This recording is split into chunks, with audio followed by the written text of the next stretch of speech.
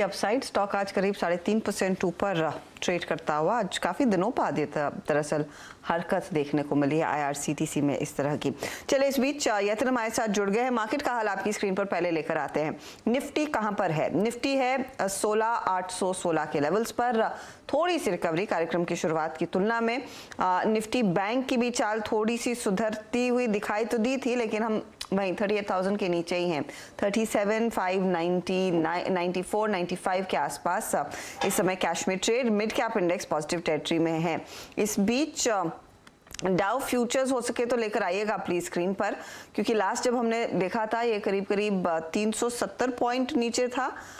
ताज़ा हाल आपके लिए लेकर आएंगे और डीलिंग रूम में क्या चल रहा है वो आपको बताएंगे यतन। तो 236 अंकों की गिरावट यहाँ पर रह गई है। थोड़ा सा मामला बेहतर हुआ है, रिकवरी आई है। 350 पॉइंट के सामने 236 अंकों की गिरावट यहाँ पर देखने को इस समय मिल रही है। अच्छा, बाय द वे ये नैस्डैक फ्यूचर्स 100 पॉइंट नीचे है और S&P फ्यूचर्स 34 पॉइंट नीचे है, तो थोड़ा सा वो उल्टा हो गया। डायरेक्टर साहब प्लीज उसको फिक्स कीजिएगा। यतिन, नॉर्मली हम डीलिंग रूम में ग्लोबली क्या हो रहा है उसकी सबसे ज्यादा चर्चा होती है, फिर अगले दिन की पोजीशंस का कुछ अंदाजा लगता है। कल क्या आरबीआई की पॉलिसी कैसी आएगी उसकी चर्चा हो रही है आज? तो ऑब्वियसली हर्षदा, और कल जब हम बात भी कर रहे थे दोपहर को डीलिंग रूम्स की चर्चा, तो वही था।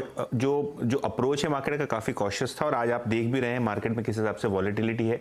ऑब्वियसली जो आपको समझ रहा है वो सही है कि आरबीआई पॉलिसी पे नजरें रहेंगी, ग्लोबल एक्शन पे नजरें रहेंगी, क्योंकि पूरी की पूरी ग्लोबल इक्विटी मार्केट्स अब सेंट्रल बैंक्स को फॉलो कर रहे हैं किस हिसाब से उनको लगता है कि पोजीशनिंग होनी चाहिए। तो ऑब्वियसली आरबीआई से क्यूज काफ़ी इंपॉर्टेंट होगी, क्योंकि भारतीय बाजार अभी तक काफ़ी रेजिलियंट रहे हैं।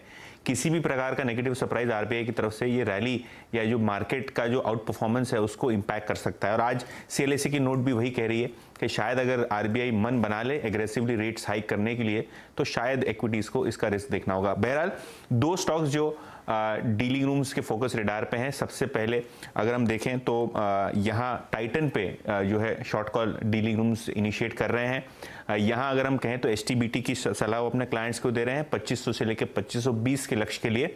ऑब्वियसली कंपनी अपनी क्वार्टरली अपडेट भी 2-4 दिनों में देगी, लेकिन उसके पहले डोमेस्टिक म्यूचुअल फंड्स यहाँ अपनी पोजीशंस हल्की कर रहे हैं, और इसीलिए उनको लगता है कि यहाँ डाउनसाइड प्रेशर बना रहेगा अगले 1-2 ट्रेडिंग सेशंस के लिए।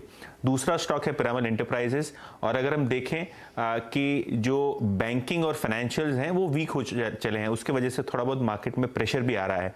तो कहीं ना कहीं पिरामल एंटरप्राइजेस जैसी जो कंपनीज हैं, यहाँ उनको लगता है कि 800-810 के लेवल्स आपको नीचे में देखने को मिलेंगे, यानी यहाँ से 4-5% की ट्रेडिंग डाउनसाइड पिरामल एंटरप्राइज में भी दिखता है। और अक्टूबर सीरीज में fresh short positions Piramal enterprise के शेयर में बनती हुई दिखाई दी है। तो दोनों टाइटन और पिरामल एंटरप्राइजेस पे डीलिंग उनको लगता है कि ट्रेंड्स थोड़े बहुत वीक रह सकते हैं अक्टूबर सीरीज में। अक्टूबर सीरीज में वीकनेस जारी रह सकती है। टाइटन देखिए